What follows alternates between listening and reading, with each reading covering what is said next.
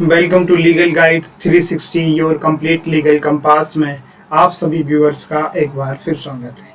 जैसा कि last lecture के अंदर हमने section 82 to 85 C of Indian evidence act 1872 की कंप्लीट कर ली थी और उसको हमने आपको कंपेयर करके पढ़ाया था किसके साथ, भारतीय साक्ष्य अधिनियम 2023 के साथ, कि जो इंडियन एविडेंस एक्ट 1872 के अंदर सेक्शन जो थी वो अब भारतीय साक्ष्य अधिनियम 2023 के अंदर कौन सी सेक्शंस हो जाएंगी, किस बारे में बताया था। तो मैंने बताया था कि 82 नए लॉ के अंदर ऑलरेडी डिलीट हो चुकी है, इसको डिलीट कर दिया चुका है। बाकी मैंने आपको बताया था कि प्रिजम्पशन एज टू मैप्स और plans made by authority of government. Hindi भाषियों के लिए बताऊं तो उपधारणा के बारे में मैंने बात की थी, और वो उपधारणा किस चीज़ के बारे में थी, प्लान्स के बारे में, मैप्स के बारे में, जो कि किसी सेंट्रल गवर्नमेंट की किसी अथॉरिटी के द्वारा प्रिपेयर किए गए हों, बनाए गए हों, इसके बारे में बात की थी।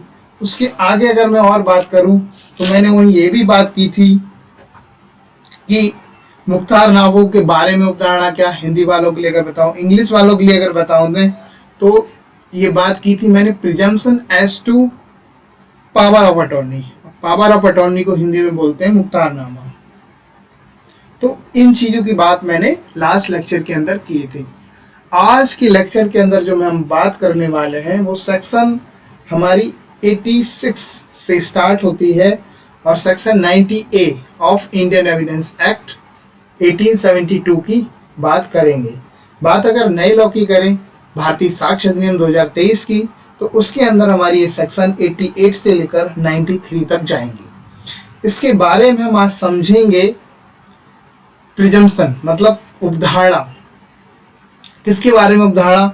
जैसे कि बात अगर हम सेक्शन 86 की करें तो ये बात करती है presumption of certified copy of foreign judicial, मतलब जो विदेशों के जो जुडिशियल रिकॉर्ड हैं उनकी सर्टिफाइड कॉपी के बारे में हमारे भारत का कोर्ट क्या प्रिजम्पशन लेगा। फॉर एग्जाम्पल, जैसे कि कोई ब्रिटेन के अंदर कोई लॉ है, अमेरिका के अंदर कोई उनका जुडिशियल रिकॉर्ड है, उसकी कोई सर्टिफाइड कॉपी है, तो उसके बारे में अगर वो हमारे कोर्ट के अंदर वो लगाई जाती है तो हमारे कोर्ट का क्या होगा उस पर ओपिनियन, क्या वो उसको सेल्फ प्रिज्यूम करेगा, उस जजमेंट को मानने के लिए, उस जुडिशियल रिकॉर्ड को मानने के लिए बाध्य होगा, या उसके पास चॉइस होगी, उसके पास ऑप्शन होंगे। ये चीज़ मैं आज के इस लेक्चर में आपको बताने वाला हूँ। साथ में ये बताने वाला हूँ बुक्स हो गई, मैप्स हो गए, चार्ट्स हो गए, उनके बारे में क्या प्रिजम्पशंस होगी। जैसे टेलीग्राफिक मैसेज के बारे में प्रिजम्पशन क्या है, तो इसको वैसे तो नए लॉ के अंदर इसको डिलीट कर दिया है, तो हम आज इसको पढ़ेंगे भी नहीं, क्योंकि टेलीग्राफिक मैसेज आज के टाइम में बिल्कुल भी चलन में नहीं है। तो इसीलिए हमारा जो नया लॉ आया भारतीय साक्ष्य अधिनियम 2023, इसके अंदर टेलीग्राफिक मैसेज को जगह नहीं दी। इस सेक्शन को इरेलीवेंट मानते हुए हमारे लॉ मेकर्स ने इसको डिलीट कर दिया। इसके आगे हम समझेंगे सेक्शन 88A जो थी, जो भारतीय साक्ष्य अधिनियम 2023 के अंदर सेक्शन 90 हो जाती है, वो प्रिजम्पशन ऑफ इलेक्ट्रॉनिक मैसेज के बारे में बात करी। तो आज के टाइम में आने वाले इस आर्टिफिशियल इंटेलिजेंस के दौर में इलेक्ट्रॉनिक्स मैसेज की भूमिका बहुत ज़्यादा बढ़ जाती है। लॉ में आए दिन ये चीज़ें आपको देखने को मिल जाती हैं, तो उस चीज़ को भी हम आज समझेंगे।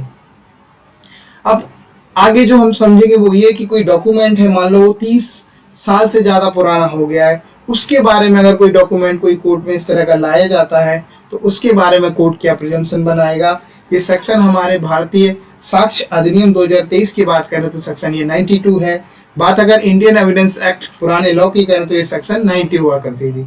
तो इसके बारे में बताया गया था कि अगर कोई 30 साल पुराना कोई दस्तावेज है, उसके बारे में क्या प्रिजम्पशन होगी, क्या उपधारणा होगी कोर्ट की, इसके बारे में भी हम आज के लेक्चर के अंदर डिस्कस करेंगे। सेम ऐसे ही इलेक्ट्रॉनिक्स रिकॉर्ड है, अगर कोई वो 5 साल पुराना है, कोई इलेक्ट्रॉनिक्स रिकॉर्ड है और वो 5 साल से ज़्यादा पुराना है, 5 साल या 5 साल से ज़्यादा पुराना है, वो कोर्ट के अंदर प्रोड्यूस किया जाता है कोर्ट की इंस्पेक्शन के लिए या किसी और पर्पस के लिए, तो उसके बारे में हमारे जो कोर्ट है वो क्या डिसीजन लेगा, क्या उसकी चॉइस होगी या वो उसको मानने के लिए बाध्य ही होगा। तो इन सभी सवालों के जवाब मैं आज के इस लेक्चर के अंदर आपको दूंगा कि क्या होगा अगर 5 साल पुराना कोई डॉक्यूमेंट इलेक्ट्रॉनिक्स रिकॉर्ड का कोई डॉक्यूमेंट्स अगर कोर्ट के अंदर कोई इलेक्ट्रॉनिक्स रिकॉर्ड प्रोड्यूस किया जाता है तो क्या होगी कोर्ट की स्थिति। उन सभी चीज़ों को हम विस्तार से डिस्कस करेंगे आज के लेक्चर के अंदर। थोड़ा सा बता दूं, प्री के लिए ये सेक्शन सिर्फ आपको इतना याद रखना है कि कोर्ट इसमें मे प्रिज्यूम करेगा या सेल प्रिज्यूम करेगा, मतलब कोर्ट की बाध्यता होगी या कोर्ट के पास ऑप्शन होगा। सेल प्रिज्यूम मतलब कोर्ट की बाध्यता, मतलब जहां सेल वर्ड यूज हुआ वहां पे बड़ा क्लियर है कि कोर्ट को मानना ही पड़ेगा। अगर वर्ड यूज में हो रहा है तो आप ये मान के चलो कि वहां पे कोर्ट को, वहां पे हमारे जज साहब को पूरी डिस्कशन पावर है, उनको ये विशिष्ट शक्ति प्राप्त हुई है कि वो अपने विवेक से यहाँ पे डिसीजन लें कि इस चीज को हमें मानना है या नहीं मानना है। तो इसमें जुडिशरी के एग्जाम के पॉइंट ऑफ व्यू से अगर मैं देखूं इसको आपको, तो इसमें सिर्फ आपको हेडिंग याद रखनी है कि कौन सी सेक्शन की क्या हेडिंग कहती है, नए लॉ के अंदर ये सेक्शन क्या हो गई है, पुराने लॉ के अंदर ये सेक्शन क्या थी, ये याद रखना है। और कोर्ट की इसमें स्थिति क्या है, वो मे प्रिज्यूम करेगा या सेल प्रिज्यूम करेगा, बस इतने से ही एग्जाम में आपसे पूछेगा। इसके अलावा बहुत ज़्यादा डीपली नहीं पूछेगा। कुछ अगर चेंज हुआ होगा इस सेक्शन के अंदर तो वो भी आपके एग्जाम के पॉइंट ऑफ व्यू से इम्पोर्टेंट हो सकता है। तो चलिए आरंभ करते हैं आज के लेक्चर की।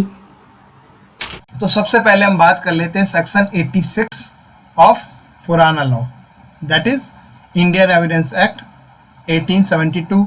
और उसकी अगर बात कोरस्पॉन्डिंग सेक्शन 88 जो है हमारे नए लॉ के अंदर, भारतीय साक्ष्य अधिनियम 2023 के अंदर, वो 88 हो जाती है। तो पहला चेंज तो हमें यही देखने को मिलता है कि जो पुराने लॉ के अंदर सेक्शन हमारी जो 86 हुआ करती थी, अब वो नए लॉ के अंदर सेक्शन 88 होगी। अब ये बात किस चीज़ की करती है, तो बात हम करते हैं presumption as to certified copies of foreign judicial record. जो विदेशी जुडिशियल रिकॉर्ड है, विदेशी न्यायिक रिकॉर्ड है, उसके बारे में उसकी सर्टिफाइड कॉपी के बारे में क्या प्रिजम्पशन होगी, ये बात करती है हमारी सेक्शन 86 ऑफ पुराने लॉ और 88 ऑफ न्यू लॉ। तो पहली चीज़ तो यही निकल के आई। इसकी हेडिंग के अंदर आपको कोई भी चेंज देखने को नहीं मिलेगी। हिंदी वालों के लिए मैं अगर बताऊं तो विदेशी न्यायिक अभिलेखों की प्रमाणित प्रतियों के बारे में उपधारणा।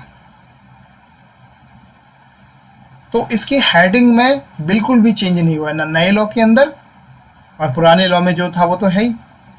तो इस सेक्शन को हम समझ लेते हैं। तो पहली बात तो आपको जो प्री के पॉइंट ऑफ व्यू से याद रखना है कि इस सेक्शन के अंदर कोर्ट में प्रिज्यूम करेगा। पहली बात, कोई फॉरेन जुडिशियल रिकॉर्ड की कोई सर्टिफाइड कॉपी है, वो अगर कोर्ट के अंदर दी जाती है तो इसके अंदर कोर्ट क्या करेगा, मे प्रिज्यूम करेगा। मतलब कोर्ट की चॉइस होगी, वो इसको माने या ना माने। पहली चीज तो ये निकल के आई। कोर्ट कहीं से भी बाध्य नहीं है किसी देश के जो जुडिशियल रिकॉर्ड्स हैं, हमारे देश को छोड़कर किसी अन्य देश के, फॉरेन जुडिशियल रिकॉर्ड का मतलब है किसी अन्य देश के, अदर देन आवर कंट्री। तो हमारी कंट्री को छोड़ दें, किसी और कंट्री के अगर कोई फॉरेन जुडिशियल रिकॉर्ड है और वो सर्टिफाइड कॉपीज हैं, तो उनके बारे में पहली बात तो आप ये समझ लो कि हमारे कोर्ट को पूरी ये पावर है कि वो अपने विवेक के अनुसार काम करे। वो उसको मान भी सकता है, वो उसको नहीं भी मान सकता। ये पूरी तरह से कोर्ट के ऊपर छोड़ दिया गया, क्योंकि यहाँ पे मे प्रिज्यूम वर्ड हुआ है। इट मीन्स जज साहब की पूरी डिस्कशन पावर है। पहली चीज तो ये निकल के आई। अब समझते हैं कि किस तरह के डॉक्यूमेंट जो होगा ये फॉरेन जुडिशियल रिकॉर्ड, तब उसको मे प्रिज्यूम भी करेगा कोर्ट। तब जज साहब उस पर चॉइस भी अपनी लगाएंगे। अगर कोई डॉक्यूमेंट ऐसा है फॉरेन जुडिशियल रिकॉर्ड की सर्टिफाइड कॉपी, अगर उसमें कोई कमी है तो उसे हमारा कोर्ट नहीं भी मानेगा। तो वो चीज इस सेक्शन के अंदर बताइए। तो अब इसके लिए आप अपना BR खोल लीजिए। मैं हमेशा आपसे कहता हूँ, आप हमारे साथ जब भी पढ़ते हैं आप अपना BR रख लीजिए। मैं लाइन टू लाइन बिल्कुल इसीलिए आपको समझाता चलता हूँ और बताता चलता हूँ कि इस लाइन का मतलब क्या होगा, किस तरह से आप कोर्ट में जब खड़े होंगे तो किस तरह से आपको दिमाग अपना अप्लाई करना है कि ये डॉक्यूमेंट है। तो पहले तो आपको ये समझना है कि सर्टिफाइड कॉपी है कहाँ की। बात अगर 79 की करें सेक्शन की, पुराने लॉ की, तो उसके अकॉर्डिंग तो सर्टिफाइड कॉपी जो हमारे देश की है उसमें तो जज साहब सेल्फ प्रिज्यूम है, वहाँ जज साहब के पास चॉइस नहीं है, वहाँ जज साहब को मानना ही मानना है। पर यहाँ पे क्या कर दिया, तो 79 और 86 आपको मिला के पढ़नी है कि 79 हमारे देश की सर्टिफाइड कॉपी के बारे में बात कर रहा है और 86 जो है वो फॉरेन लॉ की जुडिशियल रिकॉर्ड है उनकी सर्टिफाइड कॉपी की बात कर रही है। ठीक है, तो that any document purporting to be a certified copy of any judicial record of any country. ठीक, पहली बात कि कोई दस्तावेज, ठीक है, जिसका तात्पर्य है सर्टिफाइड कॉपी होने से किसी भी जुडिशियल रिकॉर्ड किसी भी कंट्री का, कोई डॉक्यूमेंट है जिसका तात्पर्य है सर्टिफाइड कॉपी से किसी कंट्री के जुडिशियल रिकॉर्ड से। ठीक, beyond India is genuine and accurate, जो कि बियॉन्ड इंडिया से संबंधित है। मैंने बताया आपको पहले वो किसी और दूसरे देश का है, इंडिया से बियॉन्ड किसी देश का है। अब इसमें कोई भी देश हो सकता है, आप किसी को भी ले लो, इसमें पाकिस्तान भी आ सकता है, भूटान भी आ सकता है, बांग्लादेश भी आ सकता है, कोई भी आ सकता है। बियॉन्ड इंडिया जो इंडियन टेरिटरी में नहीं है, इससे बाहर का जो भी है वो सब इसके अंदर आ जाएगा। इस तरह के देश के जो सर्टिफाइड कॉपी होंगी फॉरेन जुडिशियल रिकॉर्ड की, उनके बारे में कोर्ट हमारा मे प्रिज्यूम करेगा। Not forming part of India और ऑफ हर मेजेस्टी डोमिनियन, तो ये चीज हटा दी है क्योंकि हम डोमिनियन नहीं है किसी के। बड़ा सिंपल सा समझ लो, इंडिया अपने आप में सॉवरेन है, इंडिया की अपने आप में एक कॉन्स्टिट्यूशन है, इंडिया का अपने आप में एक प्रेसिडेंट है, तो अब हम किसी के डोमिनियन नहीं है। ये चीज़ बड़ा क्लियर समझ लो। तो ये जो झलक दिखती थी, ये ब्रिटिश लॉ की थोड़ी बहुत जो झलक हमारे लॉ के अंदर दिखती थी, उसको हमारे लॉ मेकर्स हैं उन्होंने पूरी तरह से डिलीट कर दिया और इस लाइन को हटा दिया। तो एक बात तो ये हुई, if the document purport to be certified in any manner which is certified by any representative of the central government or for such country to be the manner commonly in use that country for the certification of copies of judicial record। अब मैं समझाता हूं आपको ये क्या कहना चाहते हैं। आप इसको ऐसे समझो, ये तो हमारा कोर्ट हो गया, ये हमारा कोर्ट ऑफ लॉ हो गया। ठीक है, इसमें जज साहब है, समझो से। अब ये एक बंदा, ये ए व्यक्ति है और एक ये बी व्यक्ति है। अब कोई केस चल रहा, तो ये बी व्यक्ति है, ये क्या लेके आया, सर्टिफाइड कॉपी लेके आया किसकी, फॉरेन जुडिशियल रिकॉर्ड की, मतलब विदेशी न्यायिक रिकॉर्ड जो है उसकी ये क्या लेके आ गया, कॉपी लेके आ गया, विदेशी न्यायिक अभिलेख की सर्टिफाइड कॉपी ले आया, ये प्रमाणित प्रतियां ले आया। ठीक है, तो पहली बात तो जज साहब क्या इसमें देखेंगे कि जो इस तरह की जो किसी दूसरे देश की है बियॉन्ड इंडिया, अगर कोई सर्टिफाइड है, 86 तभी अप्लाई होगा जब बियॉन्ड इंडिया होगा।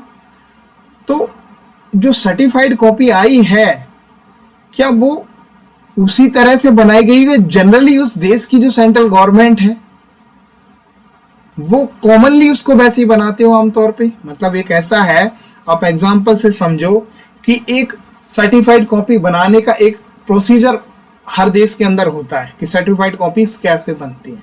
जैसे हमारे देश के अंदर एप्लीकेशन फाइल करते हैं, फिर एक अथॉरिटी होती है वो उसका स्टैम्प करती है, सर्टिफाइड करती है, फिर देन हमको प्रोसीजर फॉलो करके वो सर्टिफाइड मिलती है, उसके लिए हम कुछ कोर्ट फी पे करते हैं।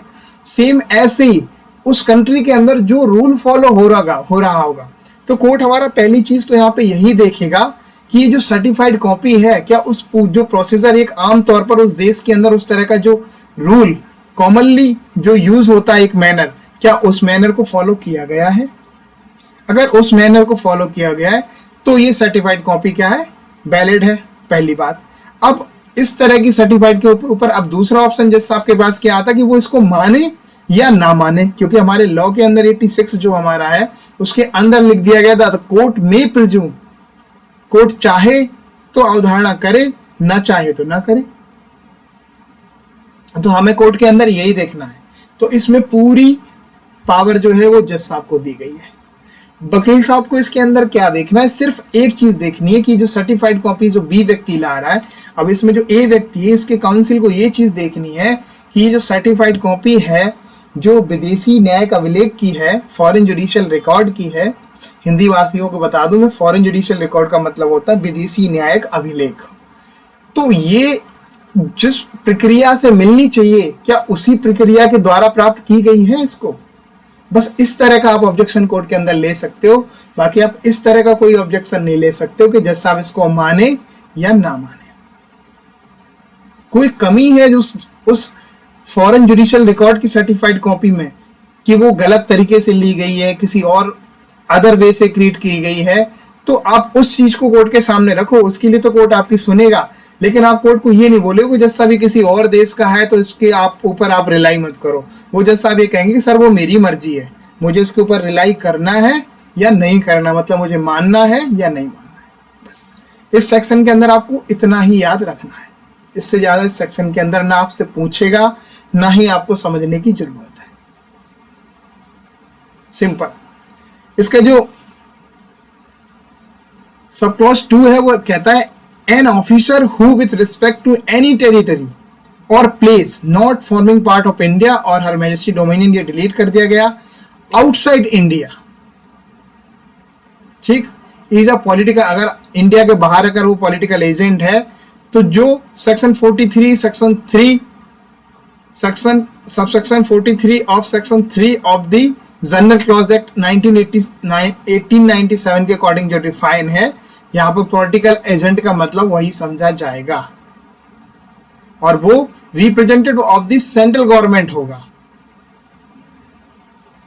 ठीक है, इतनी सी चीज आपको इसमें याद रखनी है और इसके अलावा कोई भी चीज याद रखने की आवश्यकता आपको नहीं है।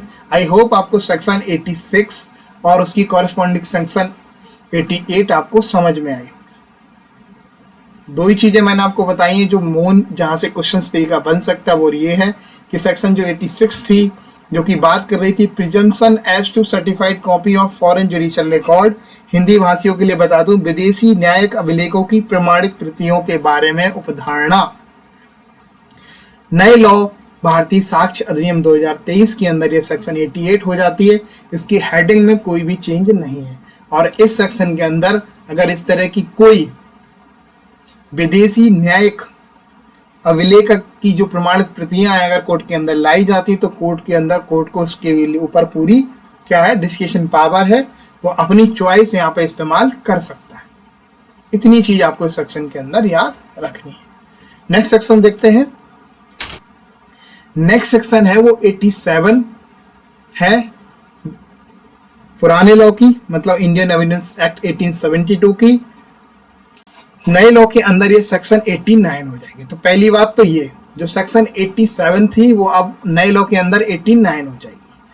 और ये किसकी बात कर रही है, ये प्रिजम्पशन मतलब उपधारणा as to books maps and charts, books के बारे में, मैप के बारे में और चार्ट्स के बारे में उपधारणा की बात करती है सेक्शन 87 और उसकी कॉरेस्पॉन्डिंग सेक्शन नए लॉ के अंदर क्या होगी 89।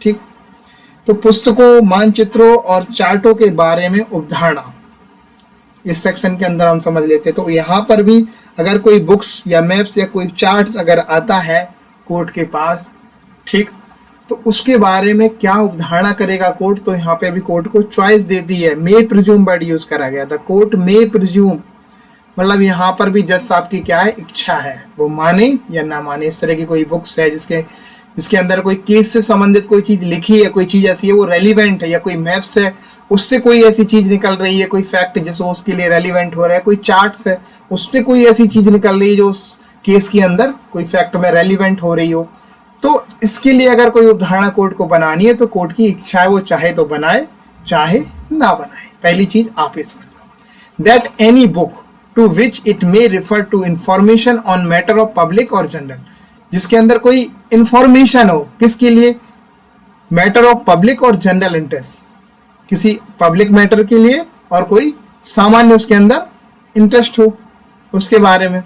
And that any published map और chart the statement of which are relevant fact and which is produce for its inspection, और जिसको कोर्ट की इंस्पेक्शन के लिए प्रोड्यूस किया गया हो कि ये इस फैक्ट के साथ ये इस मैप के अंदर कोई चीज लिखी है या इस बुक्स के अंदर कोई चीज लिखी है, इस चार्ट के अंदर कोई चीज लिखी है जिसको पब्लिश किया गया है, तो उसका ये फैक्ट इसके साथ रेलिवेंट है और उसको कोर्ट के सामने प्रोड्यूस करा गया इंस्ट्रक्शन के लिए। उसके लिए was written and published by the person and at the time and place by whom or at which it purport to have been written or published। ये भी कहते हैं कि ऐसी बुक्स का पर्टिकुलर उस टाइम पे लिखना या तो क्या हो, परपोर्ट्स हो मतलब तात्पर्य हो, या वो प्रूव हो गई हो कि इस टाइम पे उसको लिखा जाना था, लिखी जा चुकी हो। तो इस तरह की कोई चीज अगर कोर्ट के सामने लाई जाती है तो कोर्ट को इसके अंदर क्या डिस्कशन पावर है।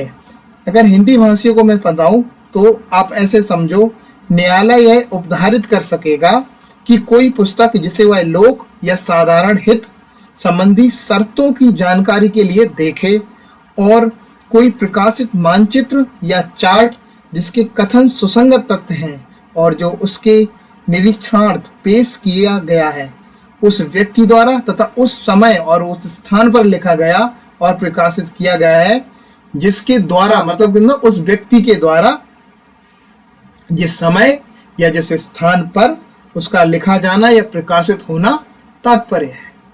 तो ऐसी कोई बुक, मैप और चार्ट अगर कोर्ट के सामने आती है तो कोर्ट क्या मान के चलेगा, इसमें मे प्रिज्यूम मान के चलेगा। और इससे ज्यादा इस सेक्शन के अंदर आपको समझने की आवश्यकता है नहीं।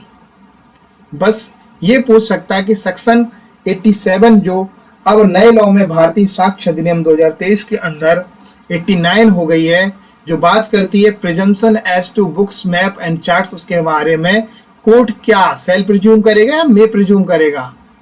तो आपको क्या बताना है, कोर्ट मे प्रिज्यूम करेगा। 87 जो सेक्शन ओल्ड लॉ की थी, जो अब सेक्शन 89 हो गई है नए लॉ के अंदर, वो किसकी बात करती है? तो वो बात करती है किसकी, उपधारणा किसके बारे में, बुक्स, मैप्स और चार्ट्स के बारे में। यहां से क्वेश्चन आपके लिए बन सकता है और इसके अलावा कुछ भी बनने के चांसेस नहीं है। समझते हैं नेक्स्ट सेक्शन। नेक्स्ट सेक्शन जो है 88 है, ठीक है, 88 है। और 88 हमने आपको बताया था टेलीग्राफिक मैसेज के बारे में बात कर रही, तो उसको हम पढ़ेंगे नहीं क्योंकि उसकी कोई रेलिवेंसी नहीं है।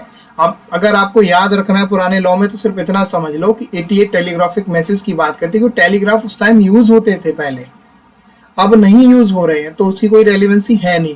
इसीलिए हमारे नए लॉ के अंदर जो भारतीय साक्ष्य अधिनियम 2023 है उसके अंदर सेक्शन 88 को डिलीट कर दिया गया, मतलब टेलीग्राफिक मैसेज जैसे वर्ड को ही हटा दिया है।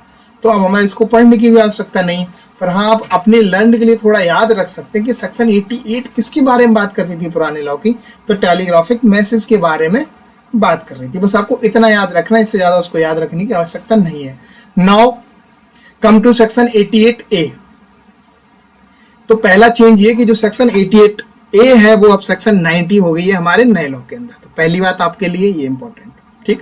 जो सेक्शन 88 पुराने लॉ की थी इंडियन एविडेंस एक्ट 1872 में, वो अब हमारे नए लॉ भारतीय साक्ष्य अधिनियम 2023 के अंदर सेक्शन 90 हो जाती है, जो मैंने ऑलरेडी ग्रीन से किया हुआ है। मैं ग्रीन से जो लिखता हूँ आप समझ लो कि वो चीज चेंज हुई है, और अगर रेड से लिख रहा हूँ मतलब वो चीज डिलीट कर दी गई और उसको रिमूव कर दिया गया है। ये चीज मैं शुरू से आपको बताता चल रहा हूँ, आपको बार बार बताने की आवश्यकता नहीं है। अगर आप मेरा रेगुलर वीडियो देखते हैं, वॉच करते हैं, तो आपको अपने आप ही समझ में आ जाना चाहिए कि ये अगर रेड से लिखा तो मतलब पहले सेक्शन ये थी, अब ये हो गई है। इस सेक्शन के अंदर अगर कोई ग्रीन से मैंने चीज लिखी है तो आप समझो कि ये चीज ऐड हुई है नए लॉ के अंदर। रेड से लिखा है इसका मतलब ये चीज डिलीट कर दी गई है, ठीक। तो सेक्शन 88A कॉरेस्पॉन्डिंग सेक्शन उसकी जो नए लॉ में है वो सेक्शन 90 बात किसकी कर रही है, presumption as to electronics message. Hindi वालों के लिए मैं बताऊं तो इलेक्ट्रॉनिक संदेशों के बारे में उपधारणा। इलेक्ट्रॉनिक संदेशों के बारे में, इलेक्ट्रॉनिक संदेश क्या होते हैं, जैसे आपने व्हाट्सएप पे कोई मैसेज किया उसको बोलेंगे इलेक्ट्रॉनिक संदेश, ठीक। तो इसके बारे में प्रिजम्पशन क्या होगी, तो ये आप समझो पहली बात। तो इसके बारे में जो प्रिजम्पशन होगी हमारी इलेक्ट्रॉनिक संदेशों के बारे में, इलेक्ट्रॉनिक मैसेज के बारे में प्रिजम्पशन जो हमारी होगी, उपधारणा जो होगी वो मे प्रिज्यूम होगी। पहली चीज तो आपको ये याद रखनी कि कोर्ट मे प्रिज्यूम करेगा। मे प्रिज्यूम मतलब क्या, जैसा आपकी डिस्कशन है, ठीक। ऑलरेडी इससे पहले की सेक्शन में मैं बहुत अच्छे से मे प्रिज्यूम आपको समझा चुका हूँ, तो मैं रिपीट करूँगा नहीं क्योंकि वीडियो लंबी हो जाती है, तो इसलिए आप इसको मैं यहीं रोकूंगा। अब इसको समझ लेते हैं। पहले हिंदी भाषियों को समझा देता हूं मैं कि न्यायालय यह उपधारित कर सकेगा कि प्रवर्तक द्वारा, प्रवर्तक मतलब होता है ओरिजिनेटर, जिसने उसको ओरिजिन किया है, जिसने उसने बनाया है, ठीक है, ठीक है, उत्पन्न किया है द्वारा। अब उत्पन्न कैसे करेगा आप इसको समझो। कोई मैसेज लिख रहा है तो वो क्या कर रहा है, क्रिएट कर रहा है ना, उसको ओरिजिनेटर हो गया वो उसका। मैसेज को कोई लिखता है, कोई मैसेज आप क्या करते हो, कोई चीज टाइप करते हो तो सामने वाले के पास जाता, आप लिखते ही तो वो मेल पे कोई चीज, तो वो ओरिजिनेटर हो गया, ठीक है। ऐसे प्रेषितों को किसी इलेक्ट्रॉनिक मेल सर्वर के माध्यम से अग्रेषित मतलब होता भेजना, अग्रेषित मतलब होता फॉरवर्ड, ठीक है। अग्रेषित कोई इलेक्ट्रॉनिक संदेश जिसे ऐसे संदेश का संबोधित किया जाना तात्पर्य है उस संदेश के समरूप है जो पारेषण के लिए उसके कंप्यूटर में भरा गया था, किंतु न्यायालय उस व्यक्ति के बारे में जिसके द्वारा ऐसा संदेश भेजा गया था कोई अवधारणा नहीं करेगा। अब मैं इंग्लिश वालों को समझा देता हूं, फिर एक एग्जांपल के साथ आपको कंपेयर करके बता दूंगा। That an electronic message forwarded by the originator, तो एक इलेक्ट्रॉनिक मैसेज है, इलेक्ट्रॉनिक संदेश है जिसको फॉरवर्ड किया गया मतलब भेजा गया है, किसके द्वारा, ओरिजिनेटर के द्वारा। किसके द्वारा, through an electronics mail server के द्वारा। भाई कोई मैसेज आप भेजोगे तो कोई तो भेजने वाला होगा, ठीक है, किसी न किसी के जरिए तो भेजा जाएगा और कोई मीडियम तो उसमें उपयोग होगा, तो इलेक्ट्रॉनिक मेल सर्वर इसमें उपयोग हो गया। टू द एड्रेसी, और आप भेजोगे किसको, भाई कोई तो रिसीव करने वाला होगा उसको, हवा में तो मैसेज जाएगा नहीं, ये तो कॉमन सेंस वाली बात है। तो एक तो हो गया सेंडर, उसे आप ओरिजिनेटर भी कह सकते हो, जिसने उसको ओरिजिनेटर किया, मतलब कोई चीज ये तो उसके पास आई, उसने वो सेंड कर दी या उसने खुद लिख के भेज दी। तो यहाँ पे कोई चीज किसी ने खुद लिखी और भेज दी, फॉरवर्ड कर दी, किसके द्वारा, इलेक्ट्रॉनिक्स मेल सर्वर के द्वारा। किसको, एड्रेसी, मतलब जिस व्यक्ति को, जो सामने वाले को उसे भेजना वो यहाँ पे एड्रेसी हो गया, मतलब प्राप्त करने वाला एड्रेसी हो गया यहाँ पे, ठीक। To whom the message purport to be addressed correspond with the message as feed into his computer for transmission के लिए, ठीक। But the court shall not make any presumption as to the person by whom such message was sent। इसको आप ऐसे समझो, ये ए व्यक्ति है और ये बी व्यक्ति है। अब इस व्यक्ति ने अपने लैपटॉप पे, मान के चलो इस पे कोई मैसेज टाइप किया, इस व्यक्ति के फोन पे इसने मेल कर दिया, थ्रू मेल के थ्रू ये चला गया इसके पास, बी व्यक्ति के पास, ठीक। तो इस सेक्शन जो हमारी 88 है वो ये कहती है कि इस तरह का जो ओरिजिनेटर ने भेजा है इसके बारे में कोर्ट क्या कर सकता है, मे प्रिज्यूम करके चलेगा और समझेगा कि जो चीज है बिल्कुल सही है, और ये कोर्ट की बिल्कुल मर्जी है, वो कहो तो इसको सही ना भी माने। डिस्कशन है, मे प्रिज्यूम वर्ड यूज हुआ है, तो आप ऐसे समझो कोर्ट चाहे तो इसको मान सकता है।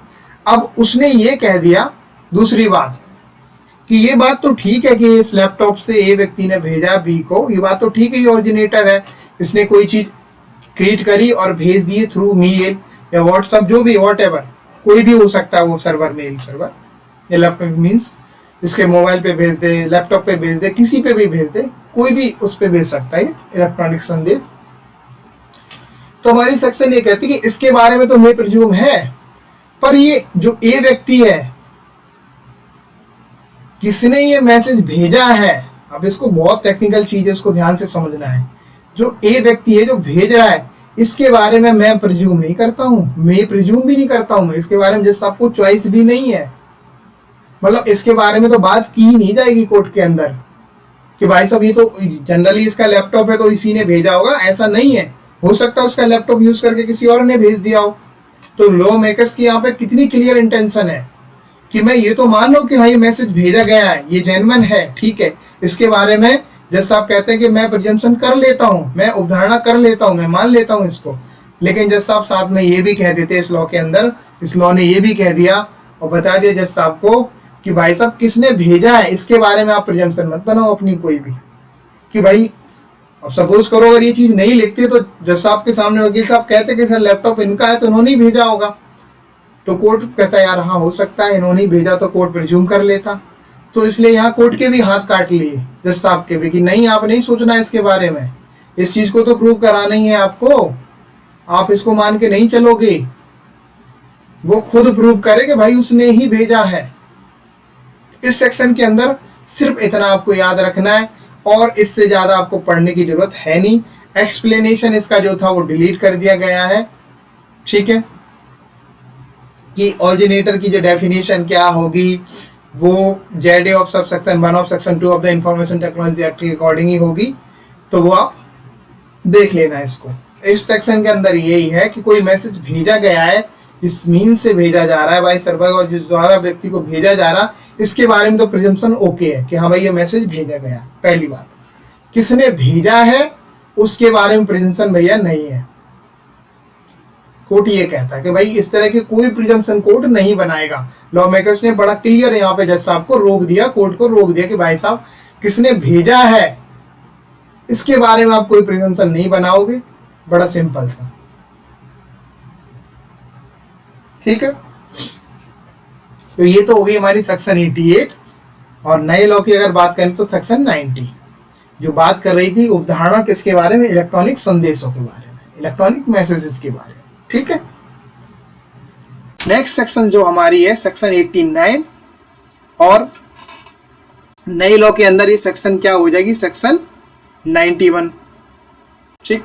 तो इस सेक्शन जो 89 थी वो सेक्शन 91 हो जाएगी नए लॉ के अंदर। तो पहला चेंज तो ये है, हेडिंग के अंदर इसके कोई चेंज नहीं है। ये बात करती है प्रिजम्पशन मतलब उपधारणा किसके बारे में, एज टू ड्यू एग्जीक्यूशन के बारे में। किसके बारे में, ड्यू एग्जीक्यूशन के बारे में, मतलब सम्यक निष्पादन के बारे में, ठीक है। तो इस चीज को समझ लेते हैं।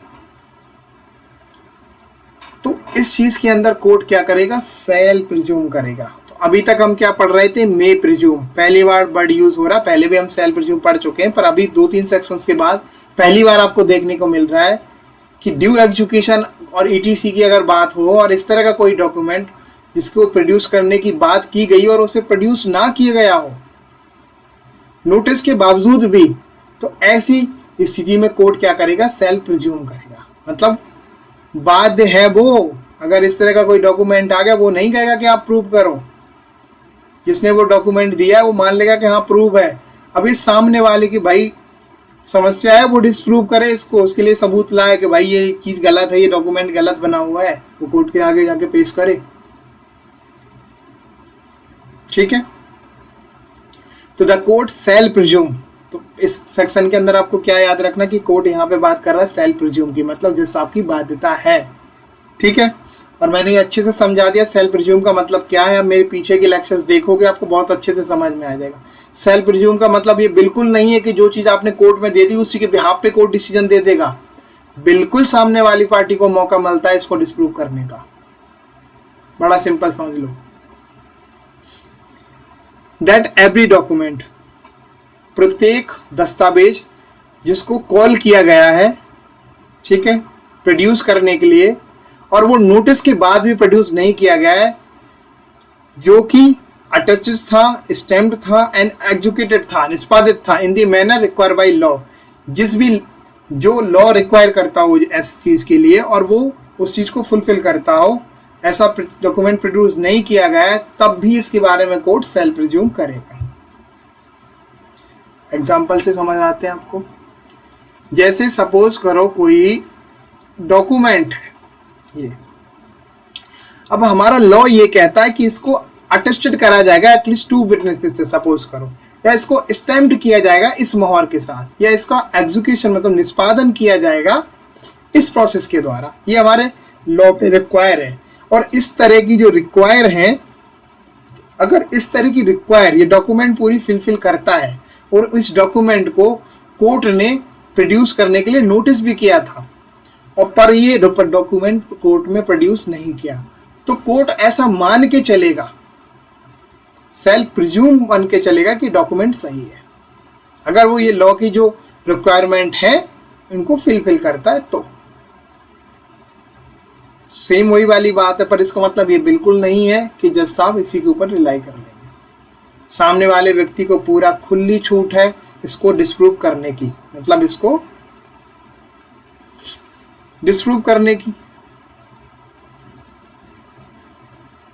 तो ये सेक्शन के अंदर आपको सिर्फ इतना ही याद करना है, जो सेक्शन 89 थी वो सेक्शन अब 91 हो गई है भारतीय साक्ष्य अधिनियम 2023 के अंदर। ठीक है, ये ड्यू एग्जीक्यूशन की बात करती है, पेश न किए गए दस्तावेजों के सम्यक निष्पादन आदि के बारे में उपधारणा। मैंने एग्जाम्पल के साथ आपको समझा दिया है कि न्यायालय उपधारित करेगा कि प्रत्येक दस्तावेज जिसे पेश करने की अपेक्षा की गई थी, प्रत्येक दस्तावेज जिसे पेश करने की न्यायालय के आगे क्या की गई थी, अपेक्षा की गई थी, और जो पेश करने की सूचना के पश्चात पेश नहीं किया गया, उसे पेश करने की सूचना दी गई तब भी वो पेश नहीं किया गया, विधि द्वारा अपेक्षित प्रकार से अनुप्रमाणित, स्टाम्पित और निष्पादित की गई थी। अगर विधि द्वारा जो रिक्वायर है उसको निष्पादित किया गया था, अनुप्रमाणित किया गया, स्टाम्पित किया गया था, तो इस तरह के डॉक्यूमेंट के ऊपर कोर्ट क्या करेगा, सेल्फ प्रिज्यूम करेगा।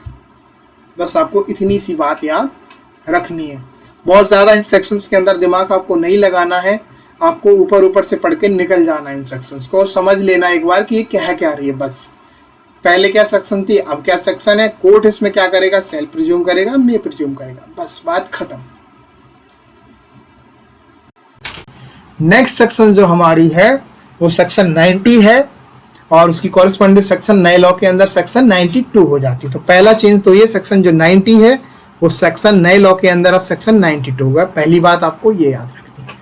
अब हेडिंग के अंदर कोई चेंज नहीं है, जो सेक्शन 90 थी वो 92 हो गई, इन दोनों के हेडिंग सेम है, कोई भी लॉ में क्वेश्चन इसके अंदर चेंज नहीं किया है। प्रिजम्पशन मतलब उपधारणा, एज टू मतलब के बारे में, डॉक्यूमेंट 30 ईयर ओल्ड मतलब 30 साल पुराने दस्तावेजों के बारे में, 30 साल पुराने दस्तावेजों के बारे में उपधारणा की बात करती है हमारी section 90 of Indian evidence act 1872। नए लॉ के अंदर ये सेक्शन क्या हो जाएगी इसकी, सेक्शन 92 ऑफ भारतीय साक्ष्य अधिनियम 2023। ठीक, तो किसके बारे में उपधारणा की बात हो रही है इसमें, 30 ईयर ओल्ड डॉक्यूमेंट्स, 30 साल पुराने दस्तावेजों के बारे में उपधारणा। क्या होगी उपधारणा, समझ लेते हैं। वेयर एनी डॉक्यूमेंट परपोर्टिंग और proved to be 30 year old is produced from any custody which the court in the particular case consider proper। तो पहले तो इस चीज को समझते हैं, जहां कोई डॉक्यूमेंट, जहां कोई दस्तावेज जिसका तात्पर्य है कि वो 30 साल पुराना है, या ऐसा प्रूव हो चुका है, साबित हो चुका है कि वो 30 साल पुराना है, और जिसको प्रोड्यूस किया गया है, जिसको प्रोड्यूस किया गया है किसी ऐसे की कस्टडी से जिसके बारे में कोर्ट कंसीडर करता कि ये प्रॉपर कस्टडी से पर्टिकुलर केस के अंदर पेश किया गया है। तो पहली बात ये हुई कि कोई डॉक्यूमेंट है कहीं पर जिसका ऐसा तात्पर्य है कि वो 30 साल पुराना है, या ऐसा साबित हो चुका है कि वो 30 साल पुराना है, और उससे किसी कस्टडी से प्रोड्यूस किया जाता है, किसी की कस्टडी से प्रोड्यूस किया जाता है, और कोर्ट की नजरों में कोर्ट ऐसा मानती है, कंसीडर करती है कि वो प्रॉपर कस्टडी से पर्टिकुलर केस के अंदर पेश किया गया है। तो द कोर्ट में प्रिज्यूम, तो कोर्ट में प्रिज्यूम करेगा इसके बारे में। ठीक है, तो क्या करेगा इस तरह के डॉक्यूमेंट के बारे में, कोर्ट में प्रिज्यूम करेगा that the signature and every other part of such document which purport to be in the handwriting of any particular person is in the person handwriting, and in the case of a document executed or attested that it was duly executed and attested by the person by whom it purport to be executed and attested। तो अब यहाँ पे मैं आपको समझा देता हूँ ये क्या कहना चाहते हैं। ये कहना चाहते हैं कि कोर्ट इसके बारे में क्या करेगा, मे प्रिज्यूम करेगा कि ऐसा प्रत्येक डॉक्यूमेंट, उसका कोई पार्ट या उसका पूरे डॉक्यूमेंट का जो पार्ट, डॉक्यूमेंट एक पेज का भी हो सकता है, आधे का हो सकता है, बहुत सारे पेजेस का हो सकता है, तो ये कह रहे हैं उसका कोई पार्ट या उसके पूरे पेज, उनके बारे में ऐसी अवधारणा कर सकेगा कि इसके ऊपर जो ये हैंड राइटिंग है, ये जो सिग्नेचर है उसी व्यक्ति के हैं जिसने किए हैं, और ये अटैच्ड है, उसी मैनर से अटैच्ड हुआ है, एग्जीक्यूट हुआ है, उसी व्यक्ति के द्वारा हुआ है जिसके ये साइन है। थोड़ा और इसको इजी करते हैं हम आपके लिए। सपोज करो ये एक डॉक्यूमेंट है, अब ये एक ही और डॉक्यूमेंट, एक ही और डॉक्यूमेंट, ये ए डॉक्यूमेंट हो गया, ये बी हो गया, ये सी हो गया, इसी के पार्ट है। अब ये सेक्शन ये कहना चाह रही है कि ये जो डॉक्यूमेंट है, ये जो डॉक्यूमेंट है, ये जो डॉक्यूमेंट है, इसका या तो ऐसा तात्पर्य हो कि ये 30 साल पुराना है, ठीक, या ऐसा प्रूव हो गया हो कि 30 ईयर ओल्ड है, इसको किसी प्रॉपर कस्टडी से पेश किया गया है, ठीक है। तो इस पे जिसको सिग्नेचर और हैंड राइटिंग है, तो कोर्ट ऐसा मान के चलेगा, उसके एग्जीक्यूट अगर अटेस्टेड की बात है तो ऐसा कोर्ट मान के चलेगा कि इस पे जो सिग्नेचर है अटेस्टिंग पर्सन के, या जो सिग्नेचरी पर्सन है वो उसी व्यक्ति के हैं जिसने इस पे सिग्नेचर और हैंड राइटिंग इसकी है। बस इतनी सी बात सेक्शन 90 के अंदर आपको याद रखनी है। नेक्स्ट सेक्शन है 90A, और बात अगर नए लॉ की करें तो ये सेक्शन 93 हो जाती है। एक चीज तो आपको ये याद रखनी है, ठीक। इसके बारे में बात करती है हेडिंग के में बिल्कुल चेंज नहीं है। हेडिंग क्या कहती है इसकी? Presumption as to electronics record 5 year old. कोई इलेक्ट्रॉनिक्स रिकॉर्ड है जो 5 साल पुराना, उसके बारे में उपधारणा, ठीक। ये बात करता है 5 वर्ष पुराने इलेक्ट्रॉनिक अभिलेखों के बारे में उपधारणा। हिंदी वालों के लिए मैं बता दूं, 5 वर्ष पुराने इलेक्ट्रॉनिक अभिलेख मतलब इलेक्ट्रॉनिक दस्तावेज, इलेक्ट्रॉनिक्स रिकॉर्ड हो गया, इलेक्ट्रॉनिक अभिलेखों के बारे में उपधारणा। तो क्या उपधारणा करेगा कोर्ट, इसको समझ लेते हैं। Where any electronics record purporting और prove to be 5 year old. कोई इलेक्ट्रॉनिक्स रिकॉर्ड है मतलब इलेक्ट्रॉनिक्स अभिलेख है, ठीक है, जिसका तात्पर्य है ऐसा, परपोर्टिंग है ऐसा कि वो 5 साल पुराना है, या ऐसा प्रूव हो चुका है, साबित हो चुका है कि वो 5 साल पुराना है। It produce from any custody which the court in the particular case consider proper. वो कस्टडी से, किसी कस्टडी से प्रोड्यूस करा गया और कोर्ट इसको पर्टिकुलर केस के अंदर कंसीडर करता है इसको प्रॉपर कस्टडी के तौर पे। द कोर्ट में प्रिज्यूम, तो कोर्ट क्या करेगा यहाँ पे, मे प्रिज्यूम करेगा that the electronic signature which purport to be the electronic signature on any particular person was so affixed by him or any person authorized by him in this behalf। अब same उसी तरह से ले लो कि मान के चलो कोई इलेक्ट्रॉनिक्स रिकॉर्ड है, अब इसके अंदर कोई डिजिटल सिग्नेचर है, ठीक है, इलेक्ट्रॉनिक सिग्नेचर है, उसको अफिक्स करा गया, मान के चलो ये यहाँ पे कहीं पे लिखा गया, ठीक है। तो ये कहना चाह रहे हैं कि कोर्ट इसके बारे में मे प्रिज्यूम करेगा कि इसके ऊपर जो इलेक्ट्रॉनिक सिग्नेचर है वो उसी व्यक्ति ने अफिक्स करे हैं, ठीक है, या इसके बिहाफ पे किसी को उसने अथराइज करा है, उस व्यक्ति ने अफिक्स किए हैं। तो ऐसे डॉक्यूमेंट जो ऐसा इलेक्ट्रॉनिक्स रिकॉर्ड होगा 5 साल पुराना है, उसके बारे में कोर्ट प्रिजम्पशन करके चलेगा, उपधारणा बना के चलेगा कि ये ठीक है। पर वही है कि वो पहली कंडीशन मैंने आपको बताई थी कि वो जो रिकॉर्ड है इलेक्ट्रॉनिक रिकॉर्ड, उसका तात्पर्य हो कि 5 साल पुराना हो या फिर प्रूव हो चुका है ये 5 साल पुराना, तो इस तरह का, और उसको प्रॉपर कस्टडी में से प्रोड्यूस करा गया हो, जिससे कोर्ट पर्टिकुलर केस के अंदर प्रॉपर कस्टडी समझता हो, कंसीडर करता हो कि यहाँ प्रॉपर कस्टडी से ही आया हुआ है, ठीक है। उस डॉक्यूमेंट को जिसको प्रोड्यूस कर रहे हैं तो कोर्ट ये देखेगा उस टाइम पे कि हाँ भैया प्रॉपर कस्टडी से प्रोड्यूस हो रहा है। भाई जिसके पास जो डॉक्यूमेंट होना चाहिए वो उससे ना आके कहीं और से आ रहा तो उसे प्रॉपर कस्टडी तो नहीं कह सकते आप। इसका मतलब वो कहीं से मिसलीड करके निकाला गया, टेम्पर करके निकाला गया है। तो इस सेक्शन के अंदर आपको यही याद रखनी है कि कोई इलेक्ट्रॉनिक्स रिकॉर्ड है जो 5 साल पुराना है, उसके अंदर कोर्ट क्या करेगा, मे प्रिज्यूम करेगा और ऐसा मान के चलेगा कि इसके ऊपर जो सिग्नेचर है वो उसी व्यक्ति के हैं या उसके बिहाफ पे किसी और के हैं जिसे उसने अथोराइज किया था। बस इतनी सी बात याद रखनी है आपको। ओके, आज की सेक्शन यहीं फिनिश करेंगे हम। अब हम समझ लेते हैं प्रीवियस ईयर के क्वेश्चन। मैं इसको थोड़ा सा फास्ट करने वाला हूं। When it is not necessary to call the certified writer of the document to prove the document। बताओ इसके बारे में। तो इसका आंसर हो जाएगा आपका C, A and B. when the document is not a bill, when the document is 30 year old. On whom does the burden of proof lie? किसके ऊपर burden of proof lie करेगा? On prosecution, on accused, on oath, on the discretion of the court. तो ये burden of proof always lie on prosecution. तो answer is a. ठीक है, answer is a. Under which of the following section of the Indian Evidence Act the evidence of the dumb witness is taken into consideration? गूंगा व्यक्ति किस section के अंदर अपनी गवाही दे सकता है, उसकी गवाही को कंसीडर किया जा सकता है? तो सेक्शन 119. Answer is D.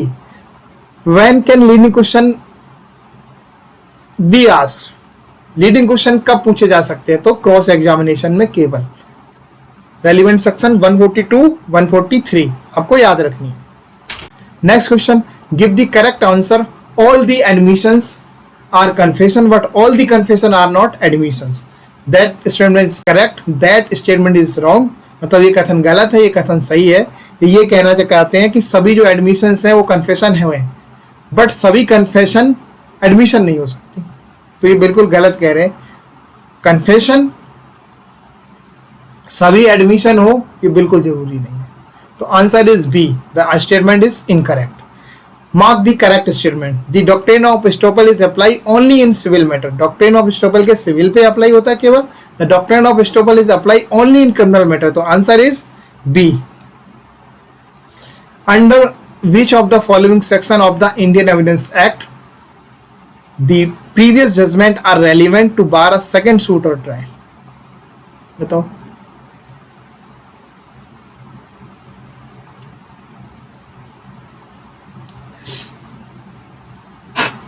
क्या आंसर होगा इसका? Answer is section 39. Under which of the following section of Indian evidence act the content of electronic record may be prove? Answer is section 65 B. Under which of the following section of the Indian evidence act opinion as to digital signature is relevant? Answer is 47 A. Digital signature की बात जो relevant हो जाएंगे opinion के बारे में, वो अब बात करती है section 47 A. Thank you so much. And आज का लेक्चर हम यहीं फिनिश करेंगे. And join our Telegram channel to get free study material. अगर आपको मेरा फ्री स्टडी मटेरियल चाहिए तो आप टेलीग्राम चैनल पे जाके ये पीडीएफ जो क्वेश्चंस मैंने बहुत फास्ट कराए हैं आप उनको वहाँ पे देख के इजीली रोक के आप इनको कर सकते हैं, क्योंकि बहुत इजी आंसर्स थे तो मैंने बहुत फास्ट करा दिए हैं. अगर आपको इसकी पीडीएफ चाहिए है तो आप मेरे टेलीग्राम चैनल पे लीगल गाइड 360 QR को स्कैन करके टेलीग्राम पे इजीली इससे ऐड हो सकते हैं. And thank you for watching. Subscribe for more videos. अगर मैं आपको जरा सी भी इंफॉर्मेशन प्रोवाइड कर पाया हूँ, आपको थोड़ा सा भी समझा पाया हूँ, तो please like share and subscribe. Thank you so much. मिलेंगे कल फिर एक नए लेक्चर के साथ. तब तक के लिए धन्यवाद.